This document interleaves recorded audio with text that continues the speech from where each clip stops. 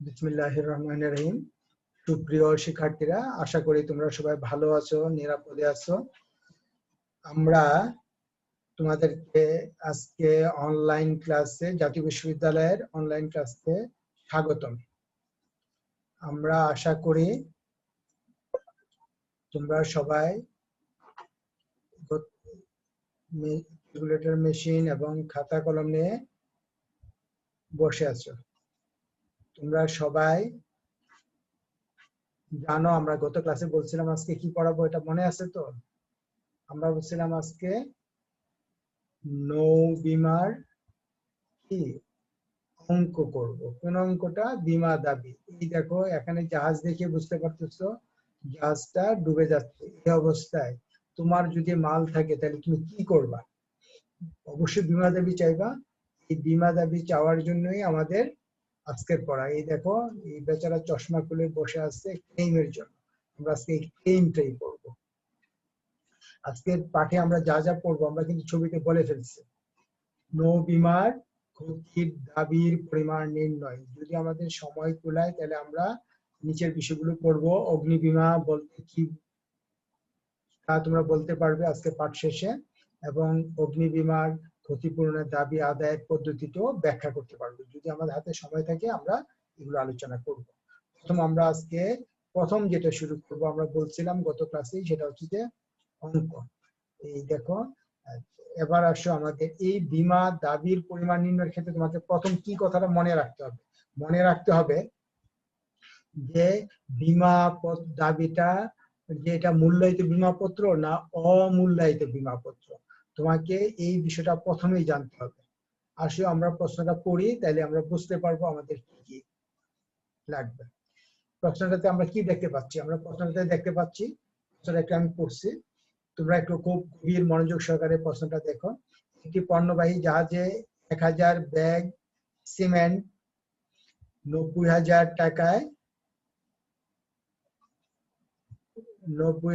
টাকায় বীমা করা হয়। ইতিমধ্যে 300 ব্যাগ সিমেন্ট ক্ষতিগ্রস্ত হয় এবং ক্ষতিগ্রস্ত সিমেন্ট 40 টাকা দরে বিক্রয় করা হয়। এমত অবস্থায় বীমা গ্রহীতাকে নিম্নোক্ত খরচগুলো বহন করতে হয়। বিক্রয় কমিশন 4%, সার্ভে ফি 400 টাকা এবং বিক্রয় খরচ 450 টাকা। উপযুক্ত তথ্যাবলীর সাহায্যে বিশেষ আংশিক ক্ষতি এবং প্রকৃত বীমা দাবির পরিমাণ নির্ণয় করো। উল্লেখ্য যে প্রতি ব্যাগের বাজার মূল্য 120 টাকা ছিল। আমরা প্রথম জানার চেষ্টা করব যে এই যে বিষয়টা, এই বিষয়টার মধ্যে আমরা প্রথম খুঁজে দেখতেছি এই যে পণ্যবাহী জাহাজে কয় ব্যাগ সিমেন্ট ছিল? 1000 ব্যাগ সিমেন্ট ছিল। সিমেন্ট কত টাকার বীমা করেছিল? 90,000 টাকার। প্রতিটা ব্যাগের জন্য প্রতি ব্যাগ সিমেন্ট কত টাকা করে বীমা হয়? তাহলে এটা ভাগ করবো কিভাবে? 90,000 টাকা ডিভাইডেড বাই 1000। প্রতিটা ব্যাগ, প্রতি ব্যাগ সিমেন্ট কত টাকা বীমা করা হয়েছিল? 90 টাকা। কত ব্যাগ সিমেন্ট নষ্ট হয়েছে? 300 ব্যাগ। এই যে নষ্টকৃত এই যে সিমেন্ট কত টাকা করে প্রতি ব্যাগ বিক্রি করছি? 40 টাকা। এবং এই বিক্রয় করতে গেলে আমার কি কি খরচগুলো হয়? আমরা যিনি বিক্রয় করেন তাকে আমরা 4% কমিশন দিচ্ছি। যে ক্ষতি ক্ষয়ক্ষতির পরিমাণ যিনি নিরূপণ করেন সেই সার্ভারকে আমরা দিলাম 500 টাকা। এবং পণ্য বিক্রয় অর্থাৎ 40 ব্যাগ সিমেন্ট, 300 ব্যাগ সিমেন্ট 40 টাকা দরে বিক্রি করতে যে আমার খরচ হচ্ছে আরো 450 টাকা। তাহলে আমার এই যে 4% কমিশন, সার্ভে ফি, বিক্রয় খরচ, এগুলো হচ্ছে আমার খরচ, অতিরিক্ত খরচ। আমরা এখন একটু জানার চেষ্টা করব, এবং পরের কথা একটু জানার চেষ্টা করো যে আমার কাছে কি জানতে চাইছে। বিশেষ আংশিক ক্ষতি নির্ণয় এবং প্রকৃত বীমা দাবির পরিমাণ নির্ণয়, দুটা জিনিস। আমরা গত ক্লাসে কিন্তু বলছিলাম যে ক্লাসিফিকেশনের মধ্যে বিশেষ আংশিক ক্ষতির মধ্যে এটা 3 জাতের হয়। একটা হচ্ছে পণ্য, একটা হচ্ছে মাসুল, একটা নৌযান। এখানে আমাদের কোনটা হবে? বিশেষ আংশিক ক্ষতি পণ্যের, অর্থাৎ এই পরিবাহিত পণ্য নষ্ট হয়েছে, জাহাজ নষ্ট হয় নাই। সুতরাং পরিবাহিত পণ্যের জন্য আমাকে বিশেষ আংশিক ক্ষতিটা নির্ণয় করবে। তাহলে এটা কি? পণ্যের বিশেষ আংশিক ক্ষতি নির্ণয় করব এবং প্রকৃত বীমা দাবির পরিমাণ নির্ণয়, অর্থাৎ আমি কত টাকা বীমা দাবি করতে পারবো। আর আমরা জানি প্রতি ব্যাগ সিমেন্ট কত টাকা দরে বিক্রি হয়েছে, 120 টাকা দরে। আমরা এবার নেক্সট একটু সমাধানটা একটু দেখো, তুমি বুঝতে পারবে। এখানে একটা জিনিস তোমার খেয়াল রাখা দরকার, যে এই যে বীমাপত্রটা কি মূল্যায়িত বীমাপত্র না অমূল্যায়িত বীমাপত্র, এটা কিন্তু কিছুই লেখা নাই।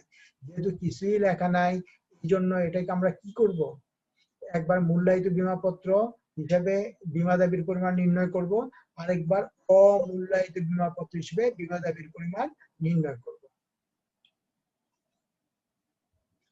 এবার দেখো একটা জিনিস,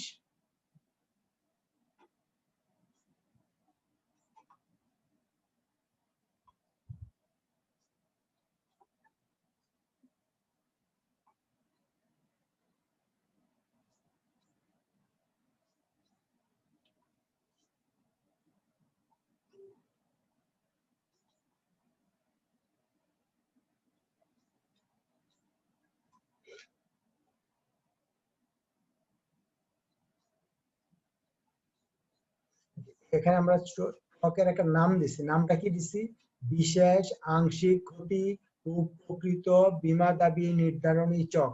অর্থাৎ আমরা আমাদের কাছে কি জানতে চাইছে, বিশেষ আংশিক ক্ষতি, পণ্যের বিশেষ আংশিক ক্ষতি আমরা নির্ণয় করব এবং প্রকৃত বীমা দাবি নির্ণয় করব। এই ক্ষেত্রে যে আমরা একটু আগে বলছিলাম এটা মূল্যায়িত হবে না অমূল্যায়িত হবে, সেটার জন্য আলাদা আলাদা দুইটা করব, যেহেতু প্রশ্নে আমার কিছুই উল্লেখ নাই।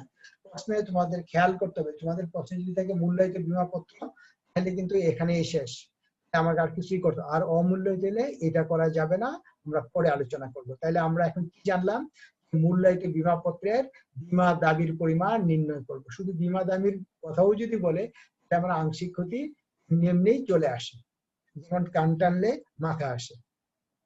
আচ্ছা, এবার আসো আমাদের এই চকের মধ্যে কি আছে, বিবরণী একটা কলাম, হার অর্থাৎ প্রতি ব্যাগের দাম, প্রতি এই ব্যাগ সিমেন্টের দামটা আমরা জানার চেষ্টা করব, বীমাকৃত বিক্রয় মূল্য, ক্ষতিগ্রস্ত পণ্যের এই বিষয়গুলো এখানে টাকা, এবং এই দুটাতে টাকা দেখানো আছে।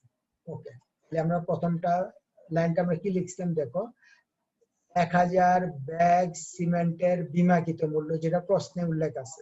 1000 ব্যাগ সিমেন্টের বীমাকৃত মূল্য কত আমরা বলছিলাম, 90,000 টাকা। এখানে আমরা হারটা কিভাবে বের করলাম, ওই যে আমরা একটু আগে বলছিলাম,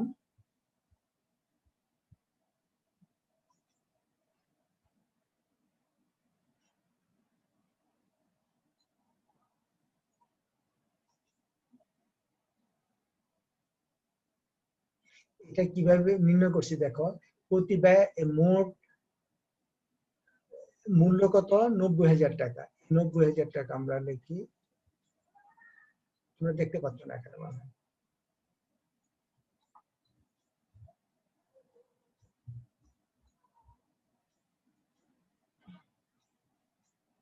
90,000 টাকা মোট বীমাকৃত মূল্য।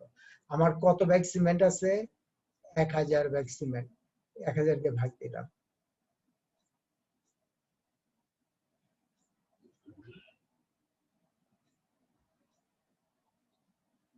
তাহলে কত দাঁড়ালো, 90।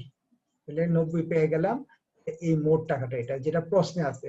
আমরা কত ব্যাগ সিমেন্ট বীমাকৃত, 1000 ব্যাগ সিমেন্ট, কত টাকা করছি, 90,000 টাকা। তাহলে আমরা হারটা বের করলাম কিন্তু 90,000 ডিভাইডেড বাই 1000।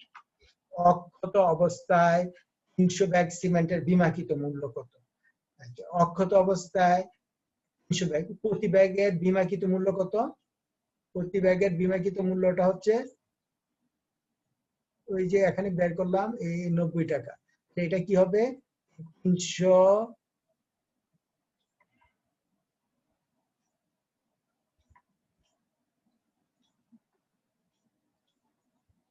গুণ 90, 300 গুণ 90 কত হয়, 27,000 টাকা। খেয়াল করবা, এগুলো কিন্তু আমাদের গল্প বলা, এই জন্য এখানে আমরা ক্লোজ করে ফেলছি, এই গল্প বলা শেষ। আসলে গল্পগুলো বললে আমার জন্য সুবিধা হয়, আমরা ভূমিকা যেটা বলি সেই ভূমিকাটা, কিন্তু আমার আসল কাজ হচ্ছে ক্ষতির পরিমাণ নির্ণয়। এবার আসলে ক্ষতি হয়েছে, আমার সবগুলো পণ্য কি ক্ষতি হয়েছে? না, ক্ষতি হয়েছে আমার মাত্র 300 ব্যাগ সিমেন্ট। এবার লেখো অক্ষত অবস্থায়, ক্ষতিগ্রস্ত না হলে আমার কত? 300 ব্যাগ সিমেন্ট। এটা কত দামে বিক্রি করতাম? 120 টাকা দামে। ক্ষতিগ্রস্ত না হলে আমি কত পাইতাম এটা আগে দেখি। 300 ব্যাগ সিমেন্ট ইন্টু 120 কত হলো? 3600 টাকা আমি পাইতাম, কিন্তু আমি পাই নাই। এবার দেখো আমি পাইছি কত? ক্ষতিগ্রস্ত অবস্থায়, অর্থাৎ নষ্ট সিমেন্টের ব্যাগ 300টা কত করে বিক্রি করছি? 40 টাকা করে। এই 300 ব্যাগই বিক্রি করলাম, 300 ব্যাগই বিক্রি করছি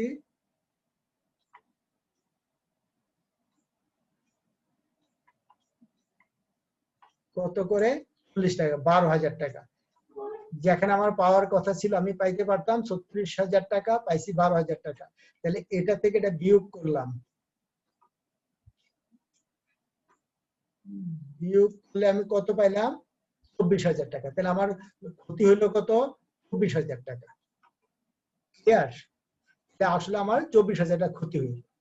কিন্তু যদি মূল্যায়িত বীমাপত্র হয়, খেয়াল করো আবারও, অমূল্যায়িত হলে এটা ঠিক আছে, মূল্যায়িত হলে আমার ক্ষতিটা হবে সমন্বিত আনুপাতিক হারে ক্ষতি নির্ণয় করতে হবে। আবারও বলি, মূল্যায়িত বীমাপত্রের ক্ষেত্রে আমার কি করতে হবে? সমন্বিত আনুপাতিক হারে ক্ষতির পরিমাণ নির্ণয় করতে হবে। এটা কিভাবে করব?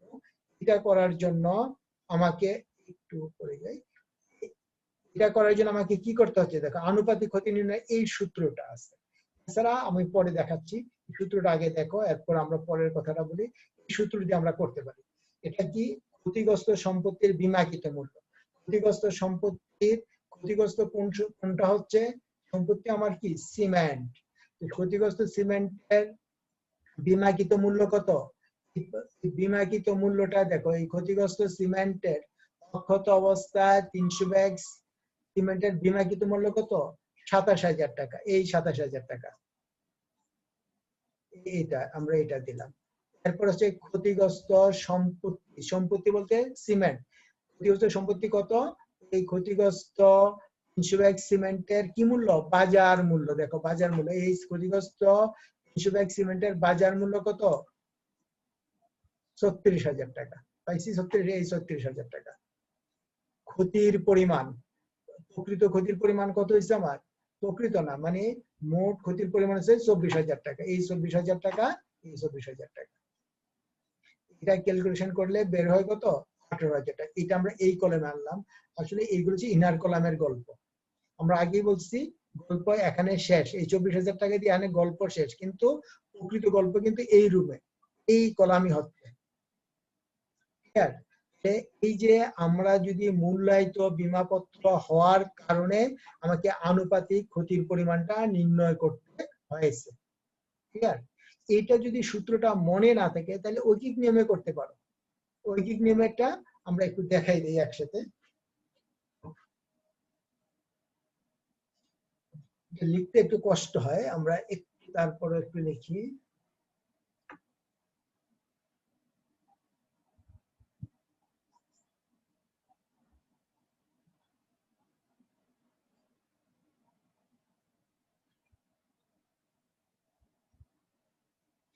এবার এটা আমরা একটু লিখি।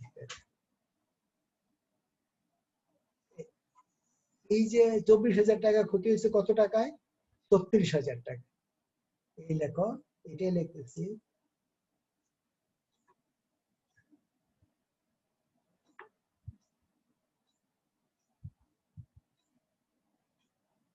ঐকিক নিয়মের অঙ্কটা আমরা করবো 36,000 টাকায়।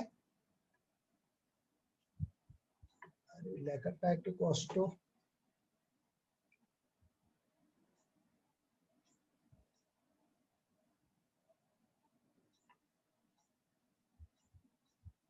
36,000 টাকায়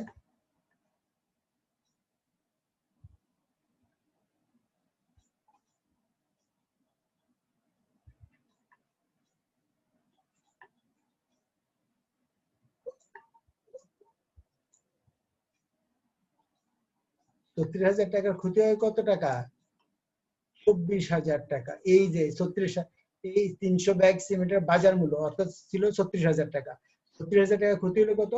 24,000 টাকা।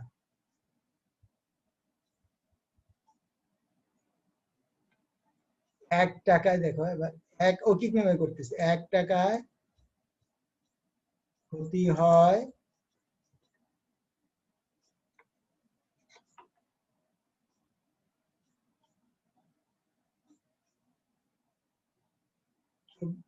24,000।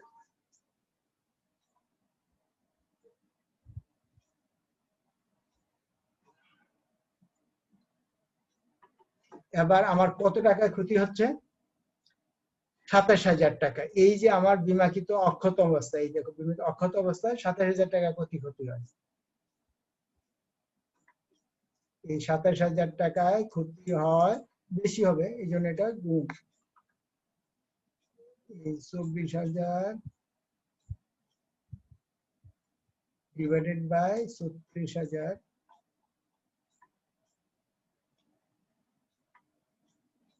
গুণ 27,000 বেশি দেখে এটা গুণ হলো এই 27,000।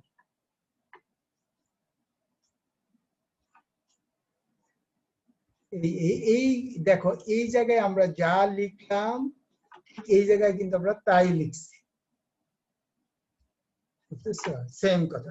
তোমরা যদি মনে না থাকে তাহলে ওই নিয়মে করবা, আর নতুবা সূত্রটা লিখলেই হয়ে যাবে। আমরা এতটুকু পর্যন্ত যেটা জানলাম, এই যে 18,000 টাকা আমার আসলো, এই 18,000 টাকাটা আমার কি? 18,000 টাকাটা হচ্ছে আমার আনুপাতিক সমন্বিত ক্ষতি, যেহেতু মূল্যায়িত বিমতা এই জন্য। এছাড়া অন্যান্য কিছু খরচ তো ছিল, মনে আছে? অন্যান্য খরচগুলো না ভুলে গেলা? আমরা আবার একটু যাই সামনে।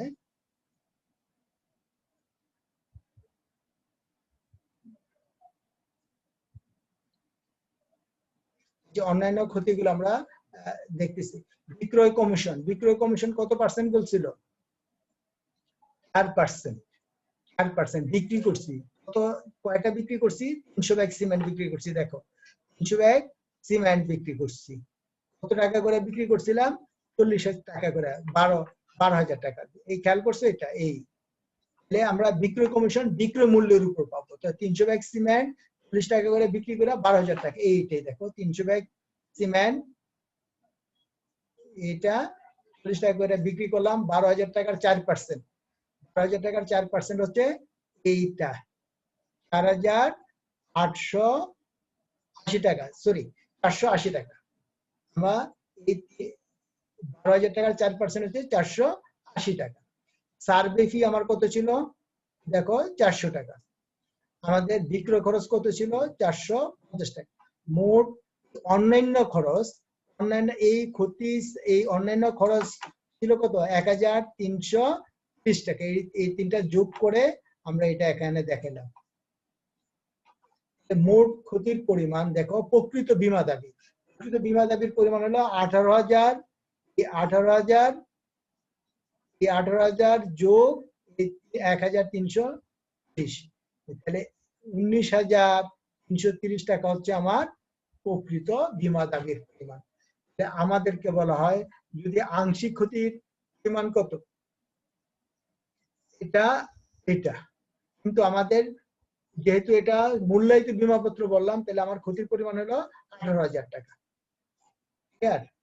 আর মূল্যায়িত বীমাপত্রের ক্ষেত্রে দেখবো যে কোনো পান্তাবাদ আমরা যা আলোচনা করছি এটাই আমরা এখন আলোচনা করি, তাহলে আবার তাহলে বুঝতে পারবা। ক্লিয়ার?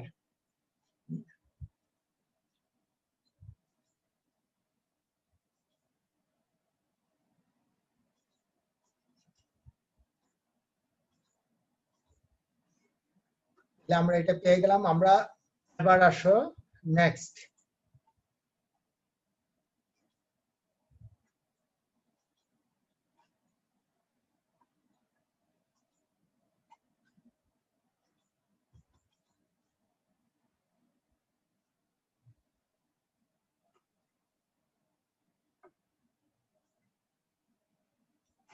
এবার একটু খেয়াল করো,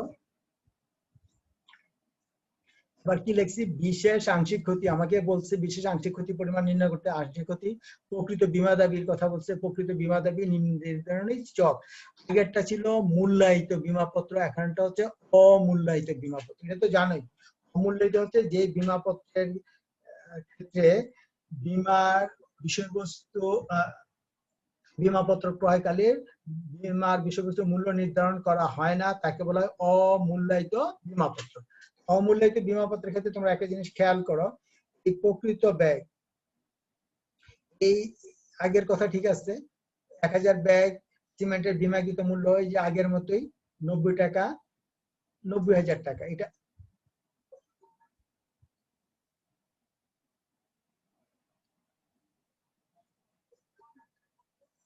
টাকা করে, 90,000 টাকা, এটা আমাদের প্রশ্নে আসছে।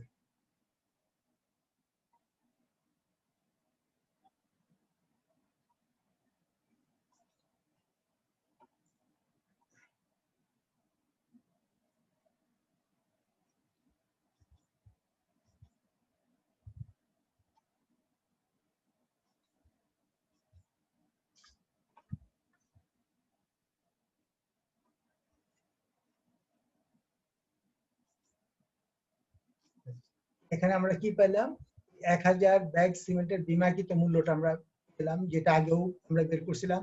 অক্ষত অবস্থায় 300 ব্যাগ সিমেন্টের বীমাকৃত মূল্য আমরা এটা বের করছি 300 গুণ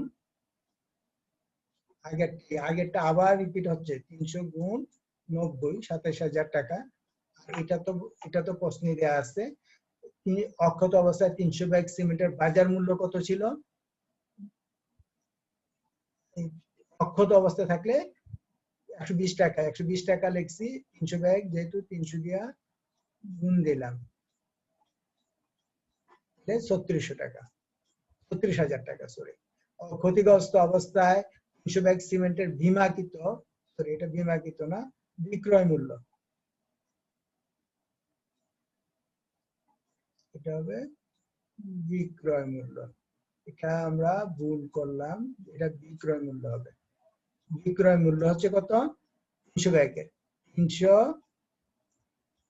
গুণ 40, 12,000 টাকা। এতটুকু ক্লিয়ার, 24,000 টাকা। এই যে আমরা এবার আসো ক্ষতির পরিমাণ, এখানে এই 24,000 টাকা কিন্তু আমরা যেহেতু অমূল্যায়িত, এই 24,000 টাকায় থাকবে। যদি মূল্যায়িত হওয়ার ফলে আমরা এটাকে কি করছিলাম, সমন্বিত আনুপাতিক হারে ক্ষতির পরিমাণ নির্ণয় করছি। অমূল্যায়িতের ক্ষেত্রে এটার কোনো কিছু করার প্রয়োজন নাই। এবার আসো অতিরিক্ত খরচাবলী।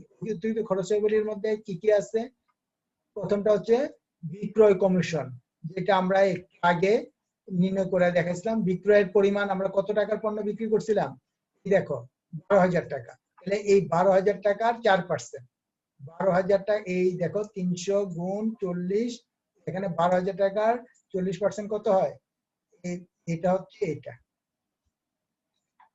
আর সার্ভে ফি কত আমাদের, সার্ভে ফি হচ্ছে 500 টাকা। বিক্রয় খরচ, বিক্রয় খরচ আমার কত, 550 টাকা।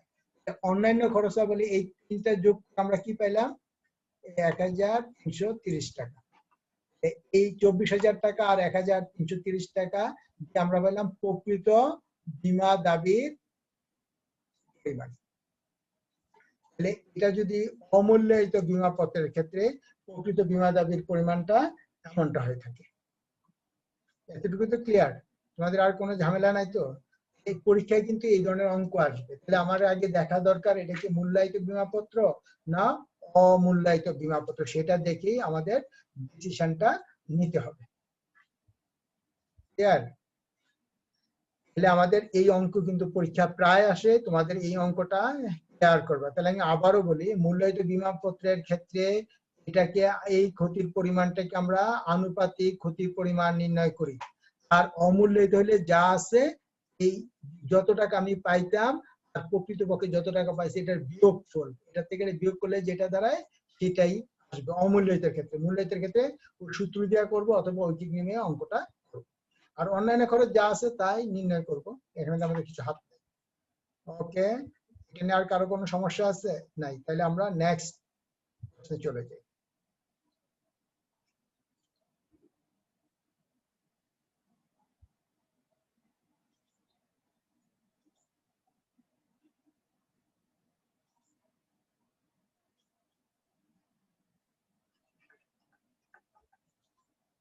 এটা কিন্তু বিক্রয় মূল্য হবে, এটা মনে রাখবে, এটা বিক্রয় মূল্য হবে, এটা বীমাকৃত মূল্য না।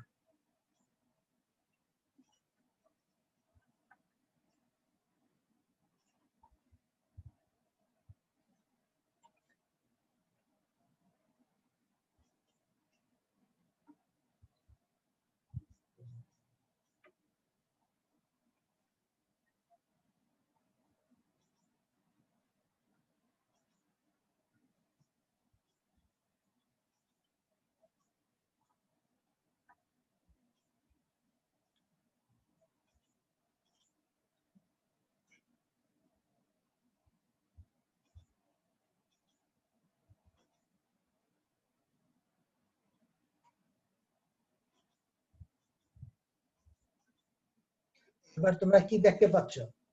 তোমরা দেখতেছো একটা অগ্নিকাণ্ড ঘটতেছে। কি কি মনে আসতেছে? আগুনের কি কি ক্ষতি কি করতে পারে? দেখো, ভয়ানক একটা ফার্ম নষ্ট হয়ে গেল। সুতরাং আমরা এখন যেটা পড়বো সেটা হচ্ছে অগ্নি বীমা। তোমরা চিত্র দেখে বুঝতে পারছো আমাদের কি করা হবে। সুতরাং অগ্নি বীমা, অগ্নি বীমাটা কি? অগ্নিজনিত ক্ষতির হাত থেকে রক্ষা পাওয়ার রক্ষা কবচ হচ্ছে অগ্নি বীমা। অর্থাৎ অগ্নিজনিত ক্ষতির হাত থেকে রক্ষা করার জন্য যে বীমার গ্রহণ করা হয় সেটার নাম হচ্ছে অগ্নি বীমা। অর্থাৎ অগ্নিজনিত ক্ষতির হাত থেকে, ঝুঁকির হাত থেকে আমরা রক্ষা পাবো অগ্নি বীমার মাধ্যমে। এই প্রসঙ্গে একজন বীমা বিশারদের কথাটা একটু আমরা শুনি। বুশ ও আগরওয়ালার মতে অগ্নি বীমা হলো এমন একটি চুক্তি যার মাধ্যমে প্রিমিয়ামের বিনিময়ে এক পক্ষ নির্দিষ্ট সময়ের মধ্যে অগ্নি থেকে উদ্ভূত ক্ষতির ফলে অপর পক্ষকে তার নির্দিষ্ট সম্পত্তির ক্ষতি বা ধ্বংসের জন্য একটি নির্ধারিত সীমা পরিমাণ ক্ষতিপূরণ করার প্রতিশ্রুতি প্রদান করে। আমরা এটা বুঝলাম, অগ্নি বীমা হচ্ছে এক ধরনের কি ক্ষতিপূরণের, অগ্নি বীমা হচ্ছে এক ধরনের ক্ষতিপূরণের। সুতরাং অগ্নি বীমার হচ্ছে অগ্নিজনিত ক্ষতি হলে ক্ষতিপূরণ পাওয়ার জন্য যে কার্যক্রম করা হয় সেটা নাম হচ্ছে অগ্নি বীমা। নেক্সট আমরা পড়বো অগ্নি বীমার দাবি ক্ষতিপূরণের দাবি আদায়ের পদ্ধতিটা। অগ্নি বীমার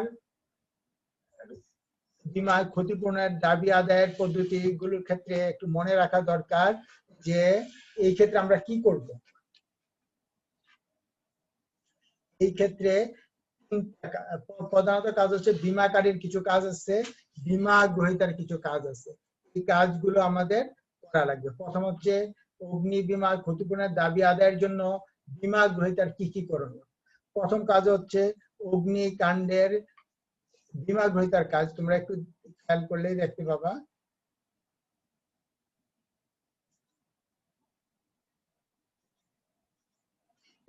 এখানে দেখো আমরা বলতেছি বীমা গ্রহীতার কতগুলো করণীয় আছে। করণীয় গুলো প্রথম হচ্ছে অগ্নিকাণ্ডের সময় সংবাদটা কাকে জানাতে হবে? অগ্নিকাণ্ডের সংবাদ জানাতে হবে।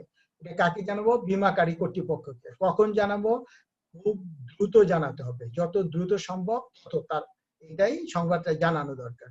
এই পরের কাজ সংবাদ জানানোর পাশাপাশি দাবি উত্থাপন করতে হবে। আমি সংবাদ প্রথম জানাবো যে আমার মালামাল গুলো আগুনে পুড়ে সব শেষ, সুতরাং আপনারা আমার রক্ষা করেন। রক্ষা করেন না, জানাইলাম যে এত তারিখে এতটার সময় আমার এই মাল ক্ষতি হয়েছে, কি পরিমাণ ক্ষতি হলো, কোথায় ক্ষতি হয়েছে, এই বিষয়টা একটা সাধারণভাবে জানানো। পরের কাজটা হচ্ছে দাবি পেশ করবো। দাবিটা কার কাছে পেশ করবো? বীমাকারী কর্তৃপক্ষের কাছে। কতদিনের মধ্যে দাবি পেশ করবো? এতক্ষণ কিন্তু দাবি পেশ করি নাই, শুধু জানাইলাম আগুনে আমার এই গাড়িটা নষ্ট হয়ে গেছে, জাস্ট এতটুকু। এত তারিখে এতটার সময় আগুনে আমার গাড়ি পুরোপুরি ছাই হয়ে গেল, এই কথাটা আমরা বললাম। কিন্তু এরপরে দাবি পেশ করবো। দাবি পেশ করার কতদিনের মধ্যে? 15 থেকে 30 দিনের মধ্যে অবশ্যই দাবি পেশ করা উচিত, যদি যৌক্তিক কারণ না থাকে আর বেশি সময় নেওয়ার। যদি যৌক্তিক কোনো কারণ থাকে তাহলে সময় বাড়ানো যেতে পারে। সাধারণত 30 দিনের মধ্যে দাবি পেশ করা হবে। এই ক্ষেত্রে কি করব? অগ্নিকাণ্ডে ক্ষতিগ্রস্ত সম্পত্তির পূর্ণ বিবরণটা দিব। যে মালামাল হলো কি পরিমাণ ক্ষতিগ্রস্ত, কোন পণ্য কি পরিমাণে ক্ষতিগ্রস্ত হলো এবং ক্ষতির কারণ কি, আমি ক্ষতিটা কমানোর কোনো চেষ্টা করছি কিনা, এই বিষয়গুলো বিস্তারিতভাবে জানাতে হবে।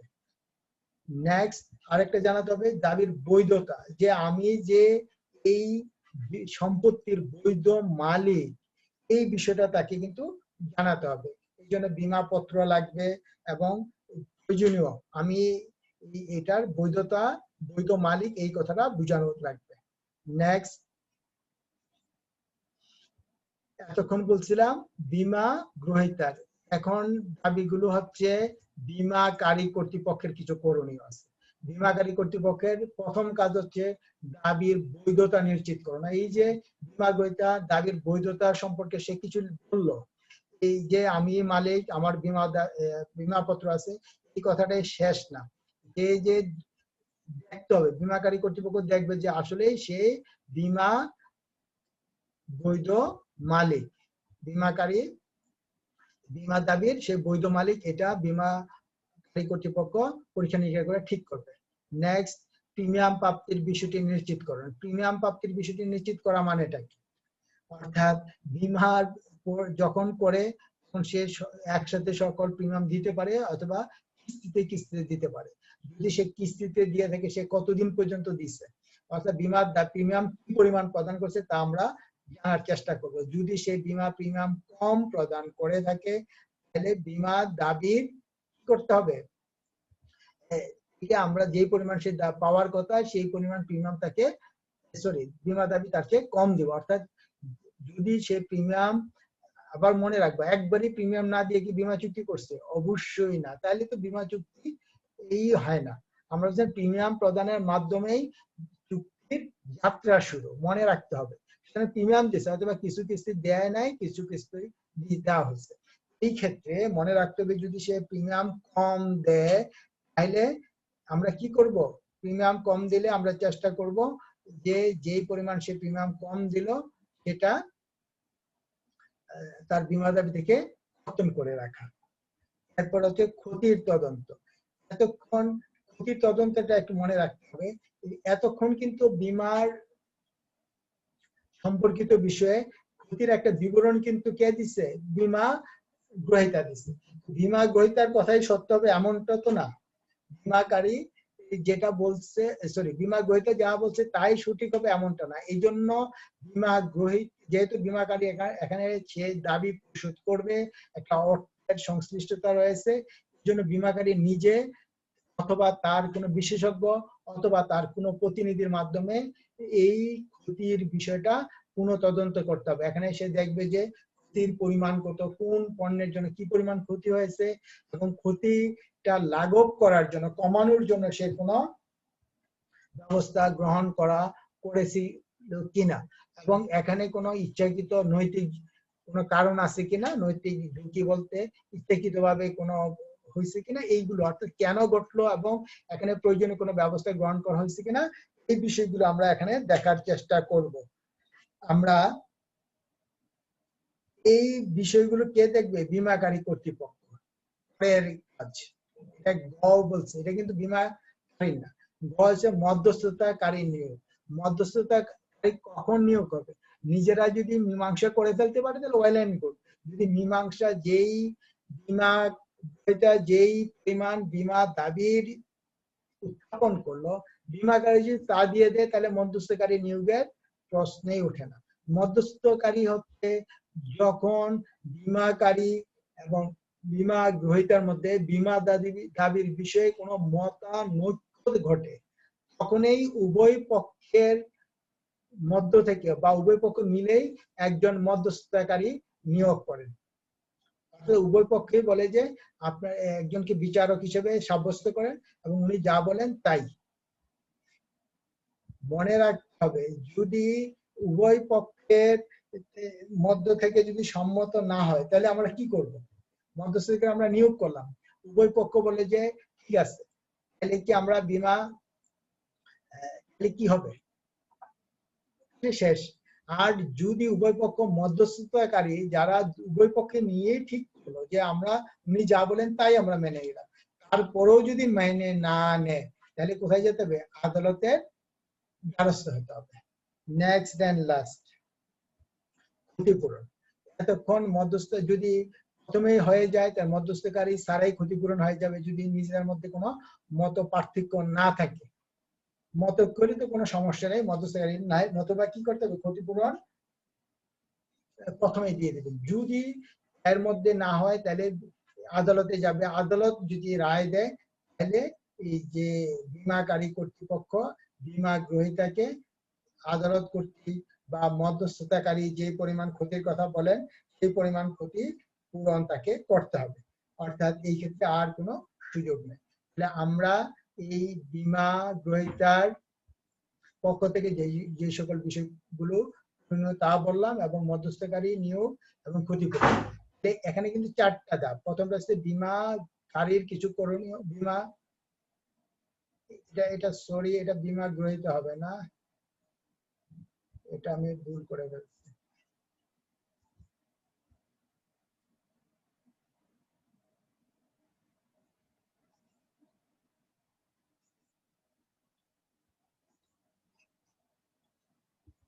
এখানে হবে এটা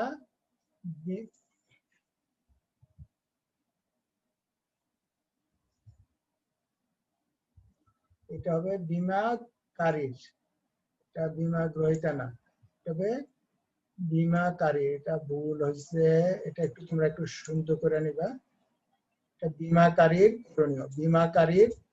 করণীয় পদক্ষেপগুলো, বীমা গ্রহীতার না। আগেরটা ছিল বীমা গ্রহীতার, এটা হচ্ছে বীমাকারী। তাহলে প্রথমটা হচ্ছে বীমাকারীর করণীয় পদক্ষেপ, বীমা গ্রহীতার এবং মধ্যস্থকারী নিয়োগ এবং ক্ষতিপূরণ প্রদান। এই হচ্ছে আমাদের। তাহলে আজকের আমাদের যা পড়লাম তোমরা সবাই এগুলো একটু বাসায় দেখবা। আবার আমাদের এই অঙ্কগুলো কিন্তু পরীক্ষায় আসে, অঙ্কগুলো আসবে বীমা দাবি আদায়ের, অগ্নি বীমার, এটাও খুব ইম্পর্টেন্ট। এটা তোমরা সবাই দেখবা, পরীক্ষা আসতে পারে। আমাদের আজকের ক্লাস এখানেই আমরা শেষ করলাম।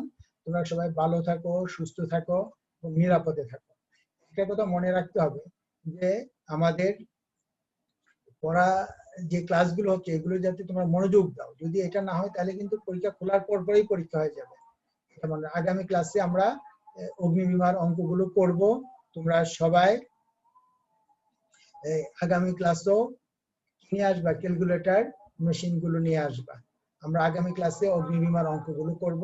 তোমরা সবাই ভালো থাকো, সুস্থ থাকো। আবারও ধন্যবাদ। আসসালামু আলাইকুম।